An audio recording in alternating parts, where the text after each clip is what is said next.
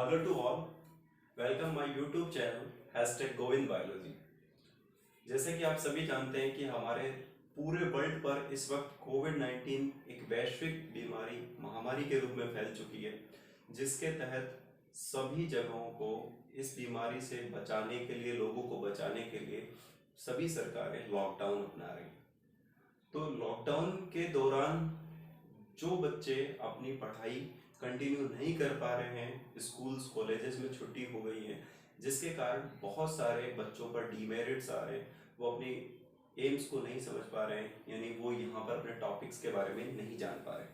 तो यहाँ हम क्या करने वाले हैं कि हमारे इस YouTube चैनल के माध्यम से मैं बायोलॉजी के बॉटनी प्लस जूलॉजी सभी कंटेंट्स को वेरी डिटेल एंड कंसेप्चुअली समझाने की कोशिश करूँगा। आप सभी से रिक्वेस्ट है, आप इसे कंसंट्रेट होकर के सुने और एक पॉजिटिव एनर्जी के साथ इसे देखें, जिसके लिए आपको ये बहुत अच्छे से समझ में आएगा।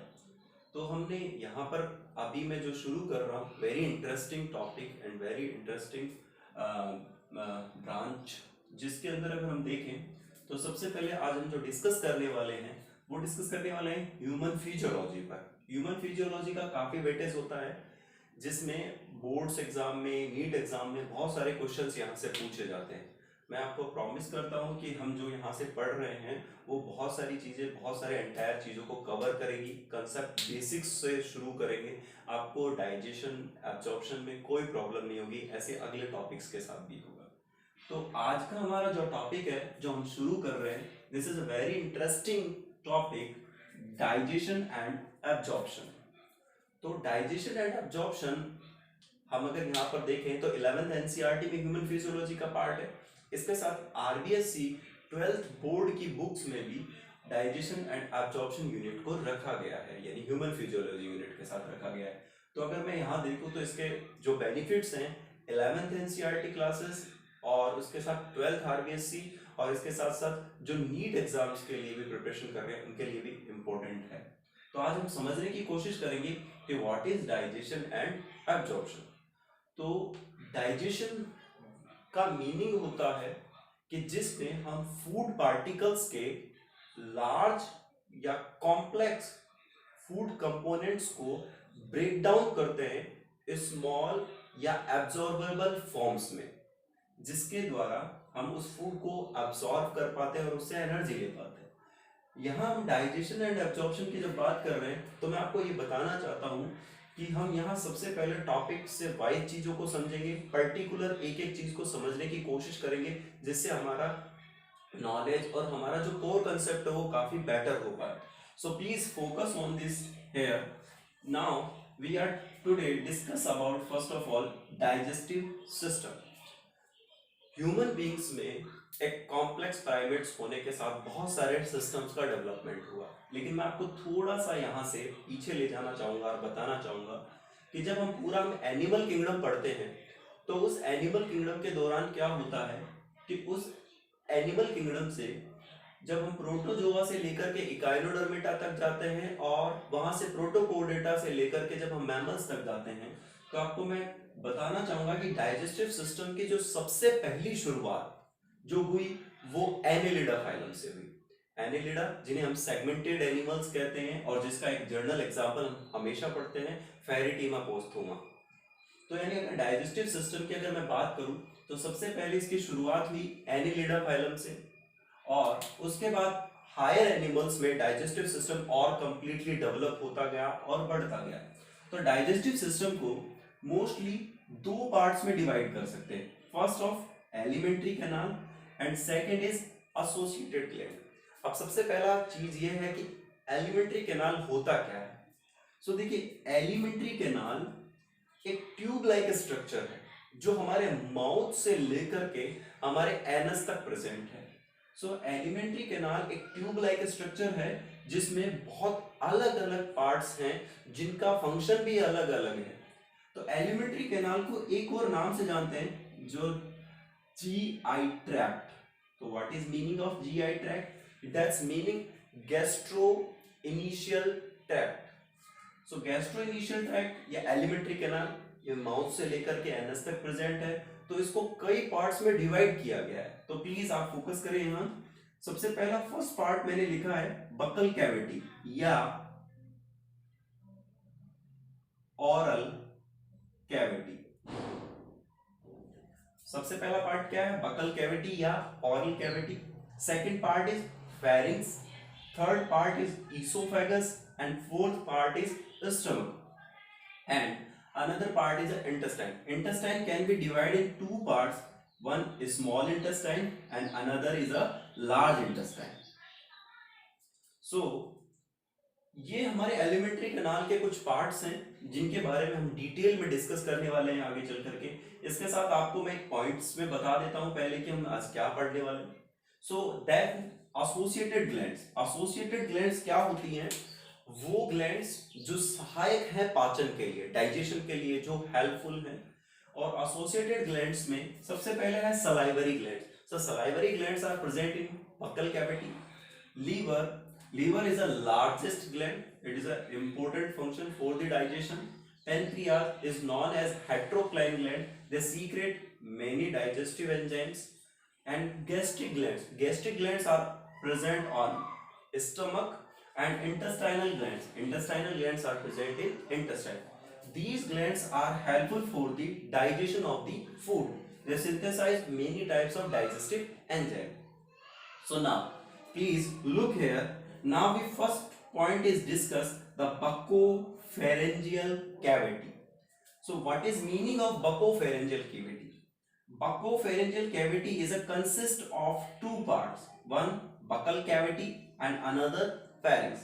You can see here now the alimentary canal start up buccal cavity and pharynx. अगर हम दोनों को मिला देते हैं buccal cavity और pharynx को, तो एक पार्ट बन जाता है buccopharyngeal cavity. ओके, नाउ अब हम इसमें सबसे पहले डिवाइड करेंगे कि व्हाट इज बकल कैविटी। अगर हम जब खाना खाते हैं तो खाना खाने के बाद वो सबसे पहले हमारी ऑरल कैविटी में जाता है जो इनसाइड द टीथ है, ऑरल कैविटी में जाता है जिसे हम बकल कैविटी कहते हैं। And the buccal cavity can be divided into the three parts, roof, floor and side. So what is roof and floor and side? So you know कि हमारी बकल कैविटी के ऊपर की ओर एक रूफ पार्ट है जहां प्रेजेंट है palate. What is present? Palate. And जो नीचे वाला पार्ट है इज कॉल्ड फ्लोर। यहां हमारा एक मस्कुलर ऑर्गन प्रेजेंट है, is known as tongue. And side में हमारे टीथ हैं। सो वी कैन से कि buccal cavity is a surrounded cavity with the help of the teeth. Teeth के अंदर जो प्रेजेंट है वो हमारा बकल कैविटी कहलाता है। और बकल कैविटी में हम आगे डिस्कस करने वाले हैं palate, tongue and teeth. So please focus on here. So now what is palate? So palate is a two type, anterior palate and posterior palate. So anterior palate is known as hard palate. Hard palate, it has muscular ridges called. अब मैं आपको बताना चाहूंगा कि जब हम हमारे ऊपर वाले मुंह के पैलेट को देखते हैं उसको हम हार्ड पैलेट कहते हैं, और वहां कुछ लाइनिंग्स होती हैं। अगर हम महसूस करेंगे तो वहां कुछ रिजेस पाए जाते हैं। These ridges are called as muscular ridges are called as palatine rugae. Is important for you कि व्हाट इज पैलेंटाइन रूगे। हमारे ऊपर एंटीरियर पार्ट पर, हार्ड पैलेट पर पैलेंटाइन रूगेस होते हैं, और वो palatine rugae highly develop in carnivorous. आपने पता होगा कि कार्निवोरस में कौन आता है? लॉयन एंड टाइगर्स जैसे हम देखते हैं। तो कार्निवोरस में पैलेंटाइन रूगे प्रेजेंट होते हैं। ये हेल्प करते हैं फूड को होल्ड करने के लिए। ह्यूमन बीइंग्स में भी पैलेंटाइन रूगेस प्रेजेंट होते हैं, but they are not well develop, ज्यादा डेवलप नहीं होते पैलेंटाइन रूगे। इसके साथ अगर हम हमारी बकल कैविटी के अंदर ही पोस्टीरियर पार्ट को स्टडी करें तो posterior part is known as soft palate. नीचे वाले पार्ट की बात करें, बकल कैविटी के जो नीचे वाला भाग है उसे हम पोस्टीरियर या सॉफ्ट पैलेट कह रहे हैं। So it has a fleshy lobe called uvula. तो हमारे जो पोस्टीरियर सॉफ्ट पैलेट में हम देखें, अगर पीछे की तरफ जाएं तो वहां एक फ्लैशी लॉब लाइक स्ट्रक्चर लटकी हुई होती है, is known as uvula. So what is the function of uvula? तो यहाँ पर कई बार हमारे बीच में कंफ्यूजन होता है in the between the uvula and epiglottis. So हम जब आगे पढ़ेंगे तो मैं आपको एपिग्लोटिस का फंक्शन भी बताऊंगा, बट आपको अभी यहाँ ध्यान देना है कि what is the function of uvula. So it close internal nostrils, जो हमारे इंटरनल नॉस्ट्रिल्स होते हैं, और जब हम खाने को निगल रहे होते हैं बॉलस की फॉर्म में, तो ये क्या करते हैं, यूवुला हमारे इंटरनल नॉस्ट्रिल्स को क्लोज करने का काम करते हैं, जिसकी वजह से फूड पार्टिकल्स हमारे नोज में प्रेजेंट ना कर पाए। इसलिए it's close internal nostrils during swallowing, तो ये प्रोटेक्शन करने का काम करता है। तो आप, I hope you understand about the palate, hard palate and soft palate. So please now concentrate here. Now we discuss about the tongue. What is tongue? Tongue is an accessory digestive organ. अभी हम टंग को बहुत आगे तक और detail में पढ़ने वाले हैं। तो accessory digestive organ होता है हमारा टंग, and composed of skeletal muscles. और ये किसका बना होता है, skeletal muscles का, जिसके सराउंडेड एक म्यूकस मेम्ब्रेन होती है जो उसको कवरिंग करने का काम करती है। So skeletal muscles are voluntary muscles, जिन पर हमारा कंट्रोल होता है। तो जीभ हमारे अनुसार ही चलती है, जब हम जैसा बोलना चाहें या जैसा करना चाहें उसके साथ कर सकते हैं। So skeletal muscles are voluntary muscles and covered with mucous membrane। और ये किससे कवर्ड रहती है, एक म्यूकस मेम्ब्रेन। इसके साथ मैं आपको पीछे बताना चाहूंगा कि जो हमारी टंग होती है वो एक पीछे जाकर के, जहां हमारा फेरिंग्स है, लास्ट पार्ट है, वहां जाकर के ये एक बोन से कनेक्ट हो जाती है। This bone is known as hyoid bone. और हायोइड बोन को अगर आप जाने तो hyoid bone is also known as tongue bone. ये याद रखेंगे आप सभी बच्चे कि टंग बोन किसे कहा जाता है, हायोइड बोन को कहा जाता है, और हायोइड बोन से ही टंग जुड़ी हुई रहती है। इसके साथ जब हम आगे चले तो मैंने एक और लाइन लिखी है, the lingual frenulum present.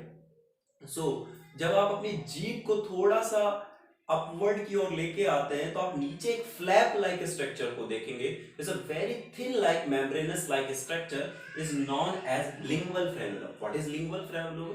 Lingual frenulum जो होता है वो हमारे जीभ के फ्लोर से हमारी जीभ को अटैच रखने का काम करता है, जिसकी वजह से हमारी जो टंग होती है वो मूवमेंट तो करती है, but the movement is regulated by lingual frenulum. तो लिंगुअल फ्रेनुलम उसके लिए बहुत इंपॉर्टेंट पार्ट रखता है। So a lingual frenulum present under surface of the tongue is attached to the floor, और ये फ्लोर ऑफ द माउथ से जुड़ा हुआ होता है। तो अभी तक आपको पता चला यहाँ कि टंग हमारा एक स्केलेटल मसल से बना है, डाइजेस्टिव ऑर्गन के रूप में ही काम करता है। यहाँ पर अभी हम पढ़ेंगे कि टंग से various type of saliva secret होते हैं। फिर दूसरा हम देखेंगे यहाँ कुछ सलाइवरी ग्लैंड्स हैं। एक मैं आप यहाँ पर थोड़ा सा फोकस करें, नोट लिखा है, ये एक डिसऑर्डर है, कुछ न्यूबॉर्न बेबीज में देखा जाता है। इट्स नॉन एज एनकाइलोग्लोसिया या tongue tied.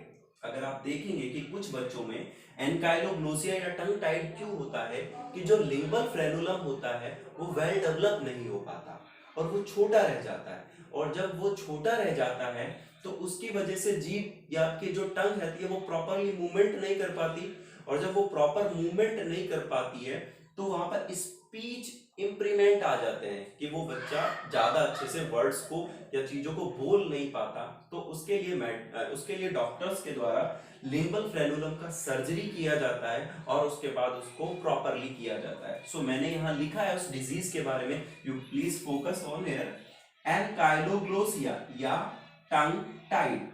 If a person lingual frenulum is abnormal, अगर वो छोटा रह जाए, डेवलप ना कर पाए, is shorter ridged, so because of the resulting the speech impairment, और क्या हो जाएगा वहां पर स्पीच इम्प्रूवमेंट, जिसके द्वारा वो सही से बोल नहीं पाएगा।